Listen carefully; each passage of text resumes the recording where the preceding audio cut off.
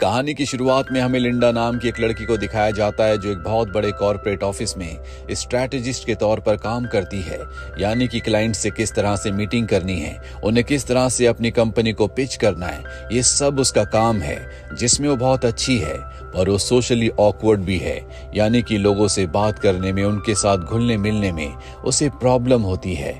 उसका एक कोलीग भी होता है जो उसका हमेशा फायदा उठाता है। वो एक कंपनी के लिए पूरी स्ट्रैटेजी तैयार करती है और उसका कोलीग उसकी फाइल ले लेता है और मीटिंग में उसका नाम तक नहीं लेता, यानी कि उसके काम का पूरा क्रेडिट उसने खुद ले लिया है। हालांकि लिंडा मीटिंग की सारी बातें सुन लेती है, पर उसे इस बात से कोई फर्क नहीं पड़ता, क्योंकि उसे पता है कि आज नहीं तो कल जब क्लाइंट्स के साथ मीटिंग होगी तो उसे ही फ्रंट में आना होगा, क्योंकि ये प्रोजेक्ट उसी ने बनाया है। इसके बाद वो अपने घर आ जाती है।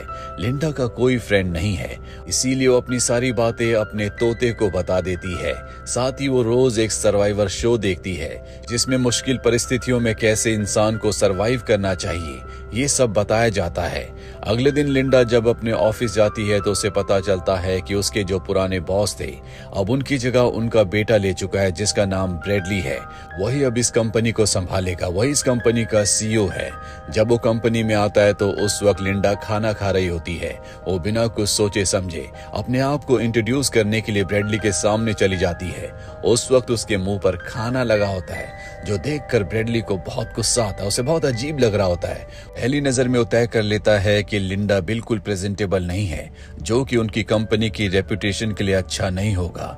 हालांकि जो सीनियर एग्जीक्यूटिव होता है वो बताता है कि आपके पिता के दौर में लिंडा सबसे अव्वल हुआ करती थी, कंपनी के लगभग सभी कामों को संभालती थी।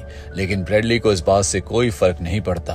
साथ ही लिंडा का जो कोलीग होता है, जिसने लिंडा का काम संभाला होता है, वो ब्रैडली के स्कूल में पढ़ा करता था, यानी कि दोनों पहले से एक दूसरे को जानते हैं। इसीलिए बहुत वक्त से जो प्रमोशन लिंडा को मिलना चाहिए था, जिसका वो इंतजार कर रही थी, वो लिंडा के कोवर्कर यानी कि उसके कोलीग को दे देता है, जिससे लिंडा को बहुत गुस्सा आता है। वो ब्रैडली के पास जाती है और कहती है कि जो प्रमोशन तुमने अपने दोस्त को यानी कि मेरे कोलीग को दिया है, उस पर मेरा हक था। अगर तुम्हारे पिता होते तो वो प्रमोशन मुझे मिलता।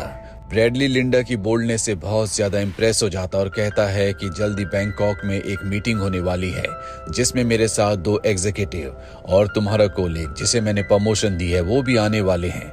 मैं चाहता हूं कि उस मीटिंग में तुम भी आओ। हमारी कंपनी का मर्जर एक दूसरी कंपनी से होने वाला है। अगर तुमने वहां पर अच्छा परफॉर्म किया तो मैं तुम्हें प्रमोशन दे दूंगा। और अब लिंडा इसे चैलेंज के तौर पर एक्सेप्ट कर लेती है। अगले दिन ये सब के सब फ्लाइट से बैंकॉक के लिए निकल पड़ते हैं और जब भी फ्लाइट में होते हैं तो लिंडा अपने काम में बिजी होती है। उसने हेडफोन्स लगाए होते हैं और उसी वक्त उसका कोलीग ब्रैडली और दोनों एग्जीक्यूटिव्स को लिंडा का एक पुराना ऑडिशन टेप दिखा रहा होता है, जिसमें उसने सर्वाइवर शो के लिए ऑडिशन दिया था। ये सब के सब लिंडा का मजाक उड़ा रहे होते हैं। लिंडा को पता चल जाता है कि उसी के ऊपर ये सब के सब हंस रहे हैं, जो देखकर लिंडा को बहुत बुरा लगता है। ठीक उसी वक्त प्लेन का एक इंजन खराब हो जाता है, जिससे प्लेन पूरी तरह से आउट ऑफ कंट्रोल हो जाता है। साथ ही प्लेन में एक छेद हो चुका है, इसीलिए कुछ लोग प्लेन से गिरकर मारे जाते हैं। लिंडा अपने कोलीग को बचाने के लिए उसे पकड़ लेती है, पर वो अपनी जान बचाने के लिए लिंडा को ही खींच रहा होता है। लिंडा समझ जाती है कि वो उसकी जगह सीट पर आना चाहता है, इसीलिए लिंडा अपनी जान बचाने के लिए फोर्क से उस पर हमला करती है, जिससे वो लिंडा को छोड़ देता है। और तभी इनका पूरा का पूरा प्लेन समंदर में गिर जाता है, जिससे उसके कोलीग की मृत्यु हो जाती है। लिंडा अपनी सीट बेल्ट खोलकर ऊपर आती है। पूरी रात समंदर में बहने के बाद अगली सुबह जब उसकी आंखें खुलती है तो वो देखती है कि वो एक अनजान आइलैंड में पहुंच चुकी है। वो देखती है कि वहां पर उसका बॉस ब्रैडली भी है, जो अब भी बेहोश होता है। वो उसे होश में लाने की कोशिश करती है, लेकिन वो होश में नहीं आता। उसका एक पैर जख्मी भी है और अब ब्रैडली को तेज धूप से बचाने के लिए वो उसके लिए पत्तों का एक शेड बनाती है, जिसके नीचे वो ब्रैडली को लाकर रख देती है। साथ ही उसने नारियल के कुछ कवर्स को रेत में रख दिया है। उसके चारों तरफ उसने पत्ते लगा दिए हैं ताकि उनमें पानी जमा हो सके, जिसे पी सके। दरअसल उसने बहुत सारे सर्वाइवर शोज देखे हैं और वहीं से उसे सब आइडियाज मिले हैं। इनकी किस्मत अच्छी होती है कि रात को बारिश होती है, जिस वजह से अब इनके पास पीने के लिए पानी है। अगली सुबह ब्रैडली को भी होश आ जाता है। लिंडा उसे पीने के लिए पानी देती है, साथ ही अब वो आग भी जलाती है। और जब आग जल जाती है तो लिंडा को बहुत खुशी होती है, क्योंकि आज से पहले ये सब कुछ उसने बस टीवी शोज में ही देखा था। इसके बाद वो खाने का इंतजाम भी करती है, जिसे पकाकर वो ब्रैडली को देती है। हालांकि ब्रैडली खाना नहीं चाहता, क्योंकि वो इस बात से बहुत ज्यादा दुखी है कि उसके सभी साथी मारे गए, सिर्फ वो और लिंडा बचे हैं। पर लिंडा उसे कहती है कि तुम्हें ये खाना होगा, तभी हम यहाँ पर सरवाइव कर सकते हैं, साथ ही तुम जख्मी भी हो। और अब इन दोनों को यहाँ पर 2 दिन हो चुके हैं। ब्रैडली बहुत ज्यादा फ्रस्ट्रेट हो रहा होता है, साथ ही वो लिंडा से अब भी इस तरह से बात कर रहा होता है जैसे कि वो यहाँ पर भी उसका बॉस है, वो उसे कमांड कर रहा होता है, जिस वजह से लिंडा को गुस्सा आ जाता है और वो अपना सामान उठाकर यहाँ से चली जाती है। ब्रैडली कहता है कि मुझे तुम्हारी कोई जरूरत नहीं है, लेकिन जैसे जैसे दिन ढलता है ब्रैडली की हालत बहुत ज्यादा खराब होने लगती है, क्योंकि ना तो उसके पास पीने के लिए पानी है, ना ही खाने के लिए खाना है, ना वो चल सकता है। इसीलिए उसे अपनी गलती का एहसास होने लगता है। अगली सुबह होते होते उसकी हालत बहुत ज्यादा खराब हो जाती है, लेकिन लिंडा लौट आती है। वो उसे पीने के लिए पानी देती है, जिसके बाद ब्रैडली को अच्छा लगता है। वो लिंडा से माफी मांगता है और अब लिंडा लकड़ी का एक भाला बनाती है और ब्रैडली से कहती है कि मुझे जंगल के अंदर से जंगली सूअर की आवाज आई है, मैं उसका शिकार करने के लिए जा रही हूँ।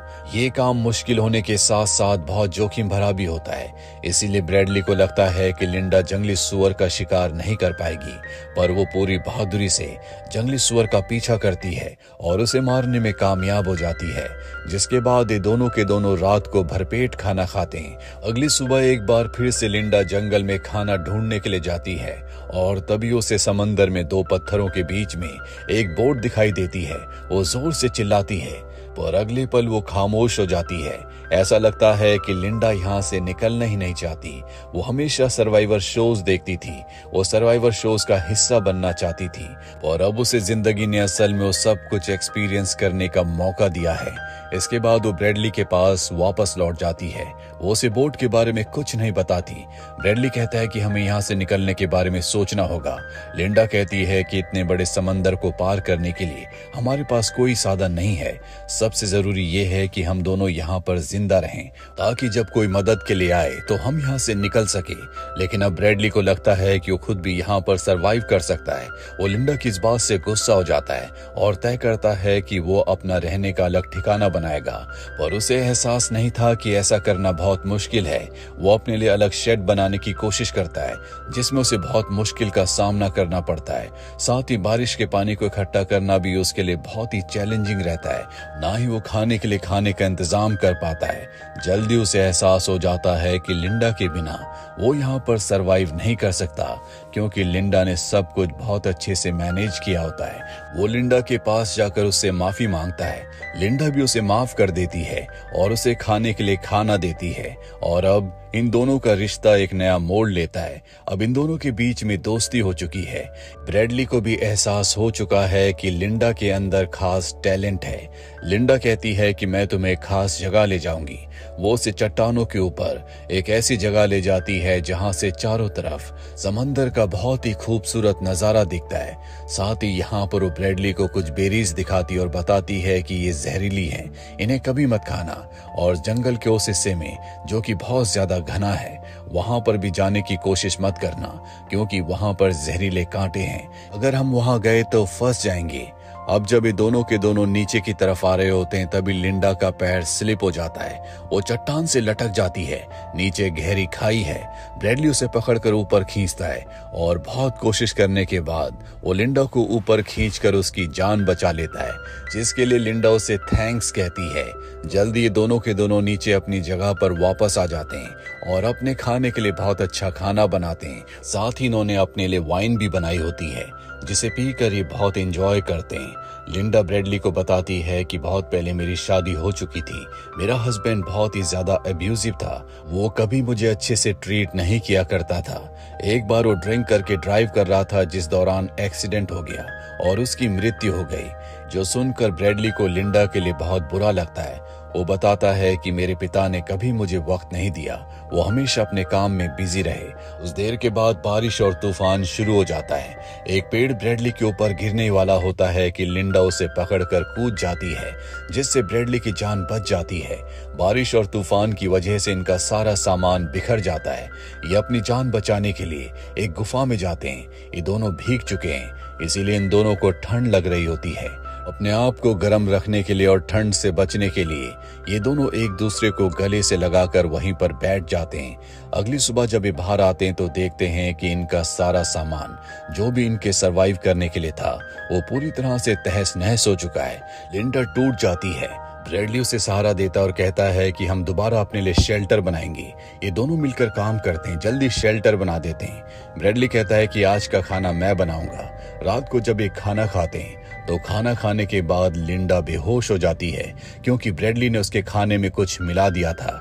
और उसके बेहोश होने के बाद वो एक राफ्ट निकालता है जो उसने बनाकर छुपा रखी थी, जिससे वो अकेले यहाँ से निकलने का प्लान बना चुका है। पर जब वो समंदर में थोड़ा सा आगे जाता है तो तेज लहरों की वजह से उसकी राफ्ट टूट जाती है।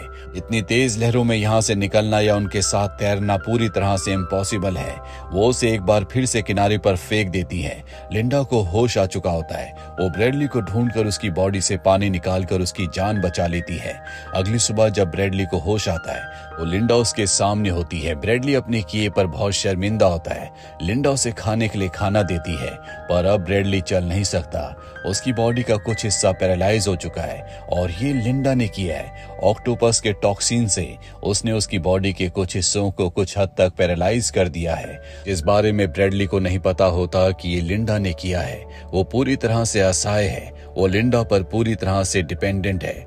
लिंडा भी उसकी मदद करती है, साथ ही वो उसे चेतावनी देती है कि दोबारा इस तरह से कोई हरकत मत करना।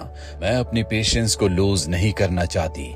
वो अब ब्रैडली को कुछ हद तक कंट्रोल भी कर रही होती है। धीरे धीरे ब्रैडली ठीक होना शुरू हो जाता है। वो पूरी तरह से बदल चुका है। वो सच में लिंडा की दिल से मदद करता है। एक दिन लिंडा जब फल तोड़ने के लिए जाती है तो वो देखती है कि आइलैंड की तरफ एक बोट आ रही है। जल्दी आइलैंड पर बोट पहुंच जाती है। इसमें ब्रैडली की फियांसे और एक आदमी होता है, जिन्हें देखकर लिंडा बिल्कुल भी खुश नहीं होती। लेकिन ब्रैडली की फियांसे बहुत ज्यादा खुश है। लिंडा उसे बताती है कि ब्रैडली पूरी तरह से ठीक है और अब वो इन दोनों को अपने साथ उस जगह की तरफ निकल पड़ती है जहां पर ब्रैडली है। और वो नहीं चाहती कि ब्रैडली और उसके बीच में कोई भी आए, इसीलिए जानबूझकर वो उसे उस चट्टान की तरफ ले जाती है जहां का रास्ता बहुत ही खतरनाक है। और जब ये उस रास्ते पर आगे बढ़ रहे होते हैं तभी ब्रैडली की फियांसे का पैर स्लिप हो जाता है। वो चट्टान से लटक जाती है। उसके साथ जो आदमी होता है उसे पकड़ लेता है, ऊपर खींचने की कोशिश करता है। ये लिंडा से मदद मांगते हैं, लेकिन लिंडा इनकी मदद नहीं करती। वो बस दूर से देखती रहती है। इसके बाद वो उस जगह पहुंच जाती है जहां पर ब्रैडली है। वो अकेली है, इसका मतलब ये है कि ब्रैडली की फियांसे और उसके साथ जो आदमी था वो दोनों अब इस दुनिया में नहीं रहे। वापस आने के बाद लिंडा बदल जाती है। वो खामोश है, वो बदहवास है। ये बात ब्रैडली को समझ नहीं आती कि उसकी इस कंडीशन का क्या कारण है। वो कहता है कि हमें एक बार फिर से जंगली सुअर के शिकार पर जाना चाहिए, लेकिन लिंडा मना कर देती है। वो बदहवास उसी तरह से वहां पर पड़ी रहती है, जिसके बाद ब्रैडली अकेले जंगली सुअर के शिकार पर निकल जाता है। और जब उस सुअर का पीछा कर रहा होता है तभी उसे रेत के नीचे से ऊपर एक हाथ दिखता है। जब वो उस हाथ के पास जाता है तो उसमें रिंग देखता है, जो कि उसकी फियांसे की रिंग है जो उसी ने उसे दी थी। वो समझ जाता है कि उसकी फियांसे यहाँ तक पहुंच गई थी, पर लिंडा ने उसे खत्म कर दिया। गुस्से और दर्द में अब वो लिंडा के पास जाता है और उसे अपनी फियांसे की रिंग दिखाते हुए पूछता है कि तुमने ऐसा क्यों किया, तुमने उसे क्यों मारा। लिंडा कहती है कि वो एक हादसा था, मैंने उसे नहीं मारा। ब्रैडली पूछता है कि अगर तुमने उसे नहीं मारा तो तुमने मुझे उसके बारे में क्यों नहीं बताया। लिंडा को समझ में आ जाता है कि ब्रैडली अब उसे नहीं छोड़ेगा, वो उसकी किसी बात पर विश्वास नहीं करेगा। इसीलिए वो अपनी जान बचाने के लिए जंगल के अंदर भाग जाती है। ब्रैडली उसका पीछा करता है, पर वो पेड़ों के पीछे छुप जाती है और ब्रैडली के ऊपर हमला कर देती है। ब्रैडली भी उसके ऊपर हमला करके उसे जख्मी करता है, लेकिन ब्रैडली के पास जो चाकू होता है जिससे वो ब्रैडली पर वार करती है, ब्रैडली अपनी जान बचाने के लिए जंगल के उसी हिस्से की तरफ भागता है जहां पर उसे लिंडा ने जाने से मना किया था। और जब वो आगे जाता है तो देखता है कि वहां पर एक घर है। वो समझ जाता है कि लिंडा ने उसे इस तरफ आने के लिए क्यों मना किया था, ताकि वो कभी यहाँ से निकलने में कामयाब ना हो सके। ब्रैडली उस घर के अंदर जाता है जहां पर खाने पीने की बहुत अच्छी सप्लाई होती है। यहाँ पर लिंडा पहले आ चुकी है। ब्रैडली समझ जाता है कि खाने पीने की सप्लाई जो लाया करती थी वो यहीं से लाती थी, और अब लिंडा भी घर के अंदर पहुंच जाती है। वो उस कंट्रोल रूम के अंदर होती है जहां से वो ब्रैडली को सीसीटीवी कैमरा से स्क्रीन पर देख सकती है। वो ब्रैडली को बताती है कि मैं यहाँ पर पहले कई बार आ चुकी हूँ, ये जगह मुझे मिल चुकी थी, लेकिन मैं नहीं चाहती थी कि हम दोनों यहाँ से बाहर निकले। साथ ही वो एक्सेप्ट करती है कि जब उसकी फियांसे चट्टान से लटकी हुई थी और उसका साथी उसे ऊपर खींचने की कोशिश कर रहा था, तो उसने पत्थर से उनके ऊपर हमला किया, जिससे दोनों मारे गए। लिंडा ने उसकी फियांसे को उससे दूर इसीलिए किया होता है क्योंकि वो खुद ब्रैडली को पसंद करती है, और अब वो ब्रैडली के सामने गन लेकर आ जाती है। ब्रैडली बहुत ज्यादा डर जाता है और वो कहता है कि मुझे माफ कर दो, मैं तुम्हारी फीलिंग्स को कभी समझ नहीं पाया, पर यह भी सच है कि जब से हम इस आइलैंड पर फंसे हैं तुमने हर कदम पर मेरा साथ दिया है, तुमने मेरी जान भी बचाई है, और अब मैं चाहता हूँ कि हम दोनों इसी आइलैंड पर हमेशा के लिए एक दूसरे के बनकर रहें। लिंडा कहती है कि मैं हमेशा से ऐसा ही चाहती थी, मैंने कई बार तुम्हें समझाने की कोशिश की, पर तुम शायद मेरे और कुदरत के इशारों को समझ नहीं पाए। कुदरत ने हम दोनों को जिंदा इसलिए रखा ताकि हम दोनों एक दूसरे के हो सकें। लिंडा को यकीन हो चुका है कि ब्रैडली को अपनी गलती का एहसास है, अब वो उसका है, इसीलिए वो उसकी तरफ बढ़ना शुरू कर देती है। लेकिन ब्रैडली ने अपने पीछे खंजर छुपाया होता है, जिससे वो लिंडा के ऊपर हमला करके उसकी गन को छीन लेता है और गन से उस पर फायर करता है, पर इसमें कोई गोली नहीं होती। लिंडा के हाथ में गोल्फ स्टिक होती है, जिससे वो ब्रैडली के ऊपर हमला करती है और उसकी जिंदगी का खात्मा हो जाता है। 1 साल बाद हमें लिंडा को दिखाया जाता है जो वापस सिटी में पहुंच चुकी है। वो बहुत ज्यादा फेमस है क्योंकि बहुत वक्त तक प्लेन क्रैश के बाद वो उस आइलैंड पर अकेली रही थी। एक तरह से वो सेलिब्रिटी बन चुकी है। वो आज एक गोल्फ टूर्नामेंट को प्रमोट करने के लिए आई है जहां पर उसका इंटरव्यू लिया जाता है, जिसमें वो बताती है कि मैंने जो कुछ उस आइलैंड में एक्सपीरियंस किया था उस पर एक किताब लिखी गई है। जल्दी उस पर फिल्म बनने वाली है जो कि रियल इंसिडेंट पर आधारित होगी, पर दुनिया को नहीं पता कि वो अपनी बुक में कभी सच्चाई को नहीं लिख सकती, क्योंकि अगर उसने ऐसा किया तो उसे जेल हो जाएगी। साथ ही वो ये भी कहती है कि जब आपको पता हो कि आपको कोई मदद नहीं मिलने वाली, तो सबसे अच्छा विकल्प होता है कि तुम अपने आप को जिंदा रखो, अपनी खुद मदद करो। इसी के साथ ये फिल्म, ये कहानी यहीं पर खत्म हो जाती है। उम्मीद करते हैं कि ये कहानी आपको पसंद आई होगी।